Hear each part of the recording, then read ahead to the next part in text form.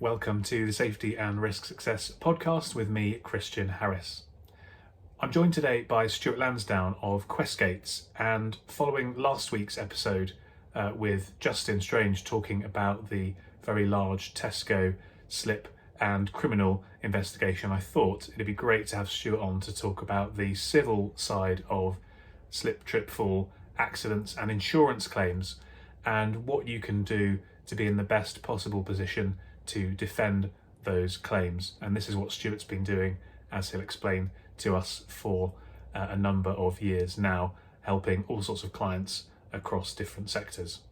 So we talk about the key principles, we go into a bit of detail as to what types of evidence and data that you need to be in the best position to defend claims.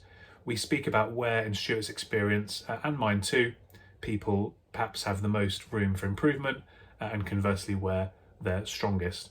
And Stuart shares some of his insights and how QuestGates can help you to be in that best position to defend claims. Hope you enjoy this episode. Get your notepads out, write down plenty of notes and actions to take away, and there'll be some resources in the show notes as well. Enjoy the episode. Cheers. Welcome to the Safety and Risk Success podcast with Christian Harris. We believe that proactive safety and risk management powers business performance. Each week we explore this theme, sharing guests, stories, insights, trends, hints and tips. You can find us on all the major podcasting platforms, and video versions are available on YouTube. But for now, let's join the conversation with Christian. Thanks for joining me today, Stuart. You're very welcome, Christian. It's a bit of a last minute thing, so I appreciate your flexibility, but it's a really interesting and important topic that we're going to talk about today, so I'm sure the audience will get a lot of value from it. So appreciate it very much. I just wondered if you might set the scene a little bit with a bit of your background and then a bit of an overview of what QuestGates does, because that will be helpful as we get into the topic.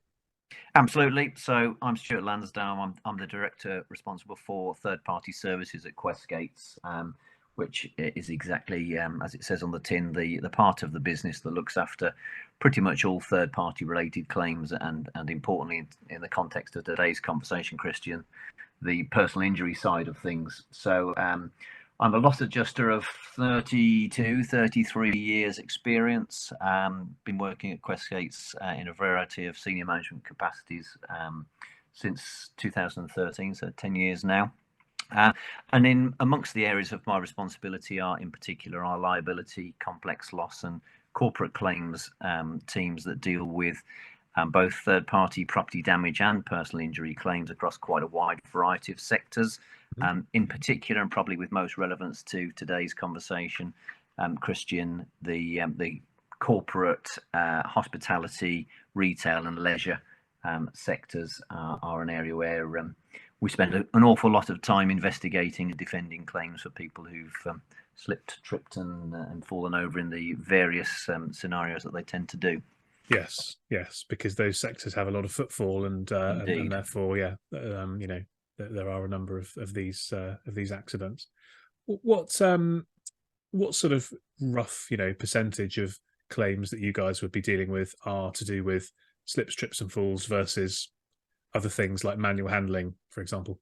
Yeah, okay. So I would say that based on our own statistics, around about 30% of the personal injury claims that we handle are related to slips, trips and falls.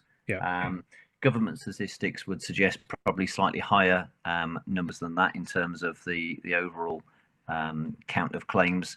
30 to 40% seems to be the going rate, as it were.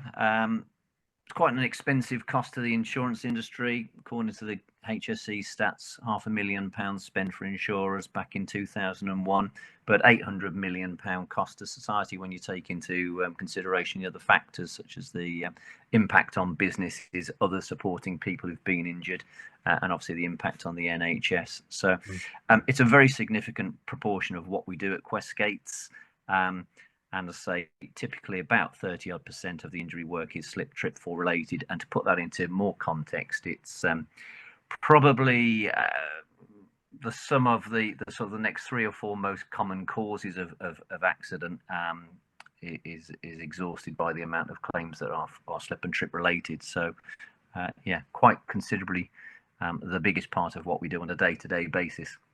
Obviously, claims in terms of their sort of value and complexity can be anything from someone who's slipped over and thankfully only suffered a relatively minor injury, soft tissue type injuries, to at the other end of the scale, some really quite catastrophic and indeed fatal accidents. But it's fair to say the run-of-the-mill claims that we deal with more often than not are the ones that would fall in the Ministry of Justice portal value banding, so up to 25k in value typically. Yeah, and the data does vary by sector as well, doesn't it? So I know It does, yeah.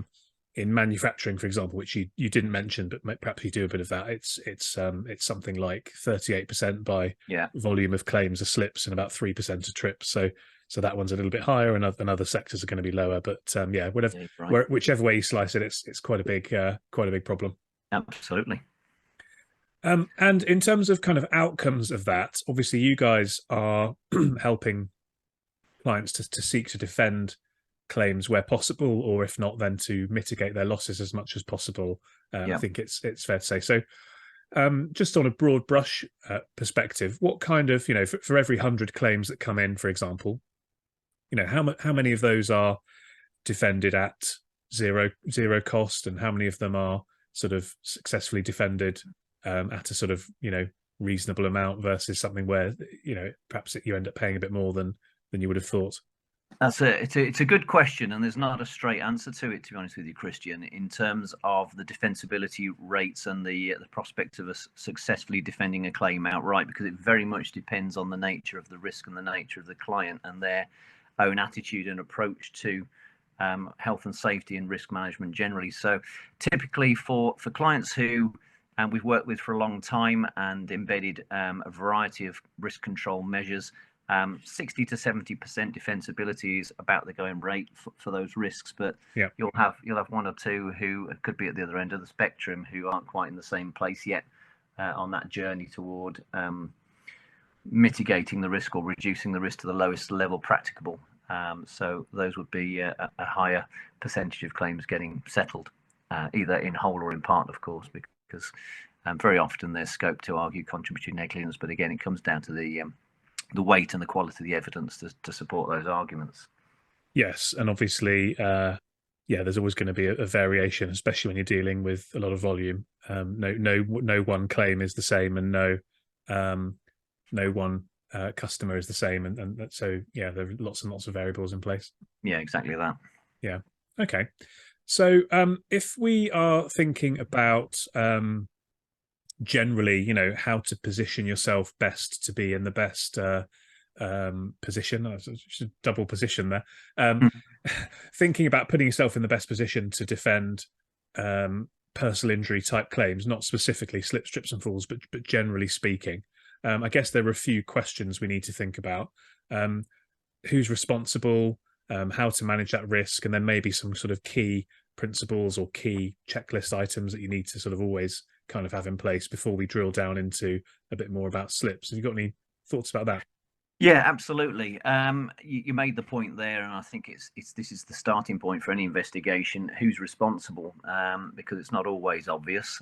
Very often it's reasonably clear cut, but the starting point in any investigation is who is responsible for whether it's a slip, trip or fall or other type of accidents cause personal injury, who might be culpable for that, and it's not always just one party. So if we just talk specifically with regard to the sort of slips, trips and falls type area for starters, predominantly we start off, we're looking at who's the occupier of the premises, the location where the accidents happened. That, as I say, can be relatively clear cut if it's just a single occupancy building. You might have other situations where we've got multi-tenure variety of businesses working in the same property that's owned by a commercial landlord. And so that the start point there is understanding who's responsible for the maintenance of which areas. And that degree of responsibility ultimately comes down to considerations around the level of control that any occupier or organisation, be that domestic or commercial organisation, has for the area where the accident occurred. So, for example, you might have in an office the company that occupies the office has responsibility for its maintenance and the safety of visitors who are coming to it, but they might perhaps introduce or invite a contractor onto site for various maintenance works. An electrical contractor, for example, might be called in to do some rewiring, and they take over control, in inverted commas, of a part of the premises for the period of time that they're doing those works. So you can have a situation where both the company who owns and occupies the business premises on a normal day-to-day basis is responsible as an occupier of it, but equally the contractors and other parties who have control of parts of the areas will attract some responsibility as well. And we're talking there specifically with regard to the sort of the considerations under the Occupiers Liability Act of 1957, which basically it's fairly broad in its provisions insofar as it imposes a duty of care on the occupier, in inverted commas, as I say, of the premises to take such care as reasonable in all of the circumstances to make sure that a lawful visitor to the premises is kept reasonably safe for the purpose that they're invited to actually be there. The law is slightly different when you're talking about trespassers, but that's probably a subject for another podcast on another day. Yes. Yeah. Okay. So that's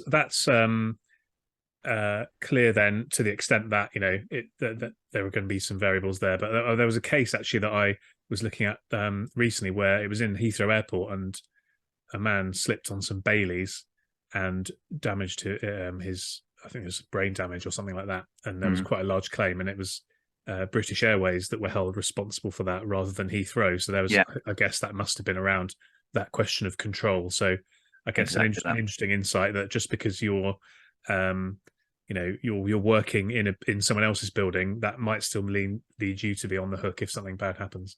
Most definitely can do, yeah. And what would be the sort of general advice that you would give your clients to get ready and be prepared for something like this happening? How to sort of manage that risk and get ahead of it? Okay, so when you talk about our clients, I'm specifically referring here to the corporate clients who we look after in the sort of the TPA arena rather than the insurer clients. So if we're talking to a client in the hospitality, retail, sports and leisure kind of areas, which we do an awful lot of, it all starts with risk assessment fundamentally, Christian. Taking time out to properly assess the likelihood of an accident occurring and the severity of such an accident should it occur. Fundamentally, the guidelines are, or the objective is, to spot the risk of the hazard before it happens, or the risk of the accident before it happens. Either eliminate that risk entirely if we can, by taking steps to perhaps improve the condition of a floor surface, for example, or lighting. Or if it can't be completely eliminated, at least doing whatever is possible to reduce the likelihood and or the severity of the accident happening. So that's a fairly straightforward process of risk assessment. There's lots of sort of strands that then flow from that once you've identified a risk, and it depends what the risk is in terms of what controls you then might want to introduce. But typically, again, when we're talking about slips, trips and falls, you're looking at systems of periodic inspection and maintenance, cleaning regimes. So those are conducted at a frequency, I should say, that's appropriate to the risk that's under consideration. So you might have a high footfall area or a high risk or more vulnerable pedestrian traffic, or children, elderly people. If they're more likely to be routinely coming to the vicinity of the potential hazard, then the expectation would be to increase the frequency of the inspections, and conversely, an area that's of very light footfall might only require very periodic inspections. But so what I'm saying there is, in terms of the systems, it's bespoke and very distinct to the risk and the nature of the hazards concerned. What's absolutely crucial for us from an evidential perspective when we come to considering a claim and determining whether there's a legal liability is the quality of the evidence that's actually been retained to demonstrate that those systems of inspection and maintenance have actually been thought about and, most importantly, communicated to staff through appropriate training, and ultimately employed on the ground on a day-to-day basis. And that comes down to for example, floor walking check sheets, and if you're checking toilet facilities, the sort of tick sheets that you're used to seeing on the wall in the toilets to show that they've been periodically inspected, cleaned and maintained at a regular interval during opening hours, etc.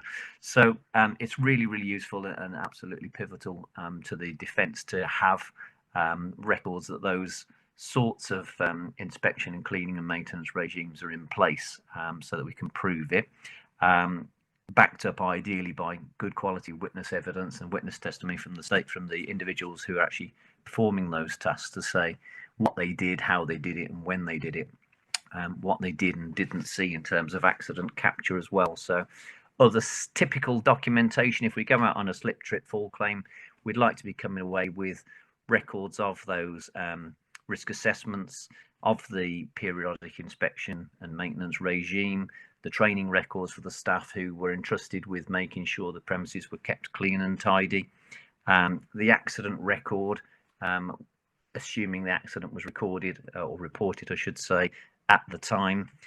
If it's an accident that required reporting to the HSE, the RID or notification report, any action or communication that's taken place with the HSE. And then in an ideal world, the risk assessment, having been tested because there's been an accident, should be revisited post-accident. So we should be looking ideally to come away with both pre and post-accident risk assessments to show that, despite the fact that reasonable steps had been taken to identify and mitigate risks before the accident happened, in light of the accident, those have been revisited and refreshed to see if anything could or should have been done differently to prevent the accident happening again. So that's just a fairly short list of the sort of standard disclosure documentation we like to come away with. And the other thing that really adds value from a defensibility perspective, of course, is good quality CCTV evidence, I should say, yes. Evidence, which is worth its weight in gold. We actually did a project with one of our clients a little while ago now around the value add by the evidence for the existence of good quality CCTV, and we were able to demonstrate over a period of time that circa 25 to 30% the prospects for defending the claim were improved by 25 to 30% when the CCTV evidence was there and available for us to rely on later on. Yeah, no, that's a very good statistic. One of the things, Stuart, that you picked up on there was, which I found interesting because I've had this conversation with lots of people in the past, was the point about updating your risk assessment after an event has happened. Yeah, and doing so in such a way, or the perception that I've had before is, well, we can't change anything after the accident, because if we change things and improve things after something bad has happened, are we then admitting the liability for the fact that this incident did happen in the first place? Whereas I got the sense from you that that wouldn't be the case, and actually, if you do find something to review, you should improve it because that's kind of the best practice. Yeah, absolutely. It's again, horses for courses, in each case on its merits. Ultimately, if the original risk assessment pre-accident was proven to be wholly ineffective or insufficient, then items discovered on review with the benefit of hindsight can lead to a weakening of your prospects for defending the claim. But you're right, Christian, it is a natural sort of go-to for most policyholders, that, well, I can't possibly admit that I've found something wrong with my risk assessment because surely I'm going to be liable. Like I say, it can weaken a defence, but it's not necessarily a game changer if, because, despite all the reasonable steps that were taken initially, and with the benefit of all the information available to the business at that time, they didn't foresee something happening which ultimately transpired to come about. I don't think that a court necessarily, depends on all of the factors when you put them all together, but that's not necessarily going to bury the prospect of defending the claim. I think it's a good sign to show that a responsible business has got in place a really good proactive policy for risk assessment, and they do learn from accidents when they happen, because with the best will in the world, we don't all have a crystal ball, and you can't necessarily conceive every potential opportunity before something happens. Yeah, I'd agree with that. I think it shows that you're a diligent and conscientious company, doesn't it? If you're getting new evidence and acting on it rather than sort of sitting on your hands. So I think I certainly agree with that. The other thing that really struck me on your list was talking about the fact that the risk assessment needs to be kind of appropriate, and I think you used the word bespoke, and that again is something that I see a little bit of a challenge with sometimes, whereby you might speak to a health and safety or risk manager and say, well, can you show me your sort of slips, trips, falls risk assessment? And it's kind of like, we've got 50 sites and here's one piece of paper, and it's so that doesn't really meet that objective of being kind of bespoke. So would that be one of the areas among those factors that you've listed where there is perhaps a more frequent room for improvement when you're kind of coming in and working with a client for the first time? There'll always be areas, I guess, that people can improve upon. Would that be one of the areas that perhaps people don't do as well, generally speaking, as they might? Yeah, absolutely. Number of occasions we've been out on investigations, and you sit in the office of the health and safety manager or the MD of the business, or whoever your contact might be, and you start to turn the question toward the subject of risk assessment, and they proudly get up and walk to a dusty cupboard and open a dusty folder that says risk assessment or health and safety policy on the front of it, and say, here's our policy. It exists because they've paid, and sometimes not insubstantial amount of money to a health and safety consultant to produce a generic document. But thereafter it's sat in the desk, in the cupboard, I should say, and not actually being applied and implemented on the ground. And as you rightly say, if it's a multi-site operation, there might be factors in one part of the premises or one part of the business that's entirely different and poses more challenges to others. So a generic risk assessment that ticks, that's just a tick box exercise, is very often not of great evidential value to us. Equally, sometimes just doing things that have been identified on a risk assessment as a matter of routine can sometimes play against you. And I'm thinking particularly on the subject of signage. We're talking about slips, trips and falls here. And again, it's quite often the case that you find that the yellow slip, wet floor sign has been put out, but it lives in situ in the same place all day, every day, throughout opening hours of that business. And from an employer's liability risk perspective in particular, Christian, that again is not necessarily a robust defence that the signage was there, because it becomes second nature to employees who are walking past it on a day-to-day basis. So there should be an appropriate mechanism, and again comes back to the training of the staff concerned, to recognise the fact that those warning signs are there to alert people to the fact that a temporary state of affairs has come about that increases the risk of them slipping over. So we've deployed the risk assessment, the policy, to highlight that hazard whilst we're taking timely action to clean it up and to remedy the situation, and then put that wet floor sign back away once the floor has been made safe. Otherwise, people will just say, as I say, I walk past that sign every day. It's part of the furniture. It wasn't necessarily going to make a difference in terms of alerting me to the fact that there actually was a new hazard at that particular material time when I slipped over. Yeah, I mean, I always tell people really there should only be two cases of using one of those signs. One is when you are on a pre-planned and proactive basis cleaning the floor, because you absolutely you're introducing risk, because cleaning involves wetting the floor, and therefore absolutely you should put signs up to warn people that you're cleaning the floor. And then the other one is if there's some kind of temporary unexpected spillage, and the sign should go out whilst you're dealing with that, and probably for a maximum of 5 or 10 minutes be on the floor, and then once you've dealt with it and dried the floor off, it should be removed. And I think sometimes people have this kind of perception that, well, as long as it doesn't matter if the floor is wet, as long as the sign's out, then we're covered.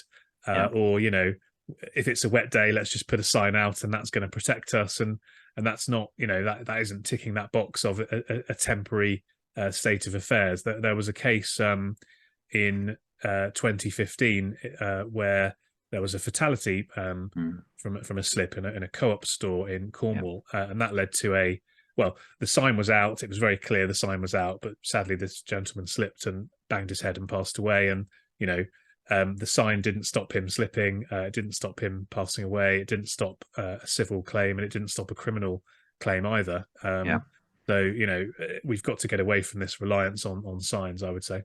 Most definitely, yeah. It's a package of evidential documentation that needs to come together to successfully defend a claim, and the courts will tend to take a fairly claimant biased favourable view to these situations where there's particularly a larger corporation organisation that's got insurers with deep pockets, and the unfortunate individual who has paid in that situation the ultimate sacrifice. It's got to be a very watertight, if you excuse the pun, watertight defence to get out of that one entirely, I think. Yeah. I mean, when I'm advising people on slips as opposed to trips, I talk about this CHIMES model that we've created, which is about contamination, heal, individual, maintenance, environment, and surface. And my experience is that when I've gone into sites and they're having very few issues, it's because they're doing pretty well across those 6 areas. Conversely, when you go in and people are struggling and they're saying, you know, we're not really sure why we're having so many accidents or whatever, you show them this model and explain it to them, and they say, oh, right, I didn't realize there was quite as much depth or breadth to this as you said. And, you know, we're not really working on more than perhaps 1 or 2 of those areas. So my advice is always to look at these 6 areas and try to, as much as you possibly can, come up with a bit of a strategy for each of them, and to quantify things within those areas as much as you can, and therefore collect as much evidence as you can. And my experience with that is that if you can do that, you not only reduce the risk and have fewer accidents, but you obviously can, in the event of something bad happening, you can sort of send a big thick pile of evidence back, perhaps over and above what the sort of more generic approaches might be, and that, you know, I'm sure would be helpful. Absolutely, yeah. The more evidence, the merrier, and the more, as we've said, bespoke it is to the risk and contemporaneous it is to the accident circumstances, the better. So my advice is always to investigate any accident early, be that, you know, internally and or through reporting it through your brokers and your insurers. Get the evidence, and crucially get some form of witness statement from anyone who saw the accident occur, or who spoke to people who may have been in the vicinity, so that you can get a bit of a picture of how the accident came about. Record the details of those people. We're in a day and age where, you know, people don't necessarily stay all that long in their employment, particularly in the hospitality trades, retail and leisure trades. You know, youngsters might come in from university for a little while and move on, but in that period of time they might have been an absolutely crucial witness to an accident. So the sooner that sort of evidence is put together on paper, the better. And my advice would always be, of course, to notify, particularly a sort of a RID or reportable type accident, notifying those into insurers, so that preliminary inquiries can be made, at least to start to build that package of evidence together in anticipation of the claim coming through one day. So don't sit back and wait for a claim to come through. An adult's got 3 years to make a claim in law. A child's got from 3 years from their 18th birthday. So some of these claims can come about a lot longer after the event than you might actually anticipate. and the longer that time lapse has been, the more difficult it is then to pull that evidence together if it's not been captured at the time. So always make sensible investigations, inquiries at early doors, capture them and keep that information for as long as it's reasonably practicable. Yeah, that makes sense. So we've spoken a bit about a couple of areas where many organizations can struggle or need to improve. We've spoken about some of the main areas that people need to look at. Where would you say, again, the scenario of going into a new corporate client, where would you say that you find most people are doing pretty well? So, if people are saying, look, on average, these are the things we need to think about, most companies are doing quite well here, but they've got room for improvement there. Where would you say most people or most organizations are doing pretty well? Yeah. Okay. Well, most of the larger corporates that we tend to deal with these days they've all got a pretty comprehensive risk assessment program in place. So that's a really good place to start, because, as I said at the start, really, Christian, that's where it all begins in terms of the various strands that go from the initial process of sitting down, looking at the hazards that are occurring. I think where some might then need to have a little more support or spend a bit more time is the cyclical review of those risk assessments. So certainly in the smaller organizations, you do get that scenario where health and safety box has been ticked one day because we've had a day of sitting with our management team and talking about health and safety and putting together a policy and a program. But then the realities of day-to-day business life take over, and sometimes you then find that the gaps start to appear as time moves on in terms of the business's approach to revisiting those risk assessments and essentially making sure they're actually being employed on the ground by the troops. And the larger the organisation, the tougher the challenge is. We work with some pub companies who are absolutely first class in this particular area in terms of their training, communication, and the tools that they give their teams to get a really consistent message across the whole of the business at every level, and that massively helps us from a defensibility perspective. Those are the sorts of clients, as I say, that we can routinely expect to see 60-70% of claims being successfully defended, either in whole or in part. And when I say in part, as I mentioned earlier, very often if the evidence is there and the CCTV is there, we're able to at least make a credible argument for a discount of the claim for contributory negligence. So the element to which the claimant themselves might be deemed to be responsible for their own accident. Yeah. There's a few scenarios that come to mind where people perhaps could be a little bit better at reviewing and renewing their risk assessment. So, for example, if you're changing your cleaning contractor, the way that floors are being cleaned is likely to change, or if you're cutting the number of hours or increasing the number of hours of cleaning, or if the cleaning contractor changes their process because they change suppliers. There's all sorts of little minutiae in the grand scheme of running a big business, but actually could have quite a big impact on the likelihood of an accident and your ability to be able to evidence that you've done everything possible to defend that claim. So there are, anytime anything changes, and then I suppose periodically doing a review is very very much beneficial. Yeah, spot on. Absolutely.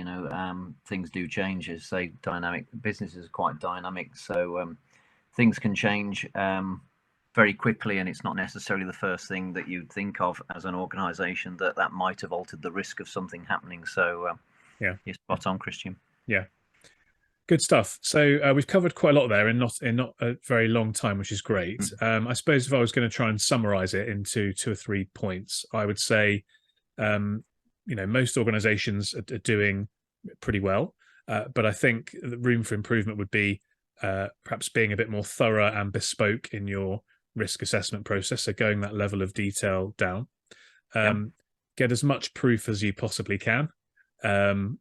Beforehand, at the time, and after the event, and contemporaneous proof, contemporaneous evidence, and I guess as much scientific sort of evidence as you can, which is not opinion based, but measured in some way. Definitely. If you can be proactive and lower your risk, you're going to have fewer incidents in the first place, and that's going to mean you're going to have fewer claims, you'd think, but also that is going to be helpful in defending a claim. And I suppose there are lots and lots of benefits of getting this right. You talked about increasing the defensibility rate. That's going to save a lot of time and admin and cost as well. So there are really lots and lots of benefits of getting this right. Absolutely. Yeah, we can see and we have demonstrated with some of our corporate clients quite a significant saving in terms of actual indemnity spend, in terms of the amount of litigation that happens. We're very proactive in helping clients manage and reduce their risks. So if I can bore you just briefly with a little bit about our systems and data capture, because it all comes down to data fundamentally. And at QuestGates, we do have a very comprehensive claims management system called Cube, which has been designed and built internally and has a number of bells and whistles specifically for the corporate market. And in there, we capture 800 to 1,000 different bits of data relevant to claims and various subsections thereof. So we can look at organisations, and in particular the ones that are multi-site operations with quite a high staff count and footfall from the public. We're able to identify not only when the accident happened, but where it happened, down to specifically the department, the type of floor, the sector of the business the accident happened in. And that helps us and the clients from a risk management perspective really delve into some good quality management information, which shines a light on the areas where accidents are happening and where the cost of claims is greatest. And then working in conjunction with those clients, we can work on system and process changes which help to reduce that risk and ultimately leads to a reduction in claim spend, be that through defending the claim entirely, as we've said, with the comprehensive bunch of evidence, or being able to maintain a credible argument of contrib to reduce the ultimate cost of the claim. And of course, keeping solicitors' costs to the minimum. The litigation side of thing is bread and butter. Really, it's what we do. Yeah, no, absolutely. Yeah, keep the money in the bank account of the business rather than sending it out to the lawyers' bank accounts. Yeah, good stuff. So, if people wanted to learn a little bit more, you've spoken about some of the detail there, but where would be a good place to get a bit more information about what QuestGates can do to help? And is, for example, would LinkedIn be a good place for people to contact you if they had any follow-up questions? Absolutely, yeah. I'm on LinkedIn. You can also, of course, just browse to the QuestGates website, www.questgates.co.uk, which has got all of the details of all of the services we provide across the wider business. So, as I say, my role specifically looks after the third-party side of things, but I have counterparts who head up the first party part of the business, and of course our specialist operations as well. So really would encourage people to have a good look at the website, but to contact me, you can contact me directly. Stuart.Lansdown@questgates.co.uk is my email address as well. Perfect. I'll put that into the show notes. I'll give a resource that people might find useful. I talked about chimes and the 6 reasons why people might slip. We've got a online digital diagnostic tool where you can answer a few questions. It takes about 3 to 4 minutes, and it'll give you a score, a percentage score for each of those areas. So quite quickly you can kind of get a view in a particular building which of the 6 areas you're currently doing best at and where you've got a bit of room for improvement. So if you're interested in going that level deeper on a risk assessment basis like we talked about, then that could be a good tool for you as well. And I'll pop that into the show notes as well. Yeah, that sounds like a really useful tool. Thanks, Christian. I'll show that to you offline, and we can have a chat about that as well. Well, look, thank you very much for that, Stuart. Really, really packed that full of valuable information for people, and I'm sure they'll get a lot from that. And so, thank you very much for joining me. Yeah, you're very welcome. Thanks for the opportunity, Christian. Appreciate it. Thanks for joining us on the Safety and Risk Success podcast. If you've enjoyed this episode, please hit follow and do share on social media. Does anyone you know spring to mind as a great guest, even yourself? If so, please contact us on podcast@slipsafety.co.uk. See you next week for another episode.